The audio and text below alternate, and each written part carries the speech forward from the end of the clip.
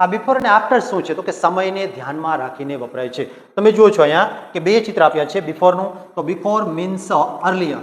બિફોરનો અર્થ શું થાય? તો કે વહેલો, સમયથી થોડા વહેલા. અને અહીંયા શું કહે છે? આફ્ટર મીન્સ લેટર, કોઈક ના પછી એવો અર્થ લીધો છે. તો અહીંયા જુઓ જોઈએ આ ચિત્રની અંદર દર્શાવે છે 7 વાગ્યા પહેલા અને અહીંયા દીધું છે 8 વાગ્યા પછી. તો લેટર ના પછી અને અહીંયા બિફોર એટલે ના પહેલા. તો આ બંને દાખલાઓ જે છે અહીંયા શું કે 7 વાગ્યા પહેલા વાંચવું જોઈએ અને 8 વાગ્યા પછી ડિનર એટલે કે નાસ્તો કરવો જોઈએ.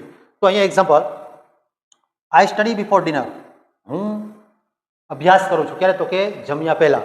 પછી હી રીચડ હોમ બિફોર સનસેટ. તે સૂર્યાસ્ત પહેલા ક્યાં પહોંચે? તો કે ઘરે પહોંચી જાય છે. પછી શું કીધું? આઈ વોચ ટીવી આફ્ટર ડિનર. અને અહીંયા કીધું હું ટીવી જોઉં છું ડિનર પછી. બરાબર. પછી કે છે ત્રીજું, we will play after finishing homework. આપણે રમીશું ગૃહ કાર્ય પૂર્ણ કર્યા પછી. તો આ છે બિફોર અને આફ્ટર. જો આપને સમજાતું હોય તો ચોક્કસ એક કોમેન્ટ આપવાની છે કે તમને કેવું લાગ્યું.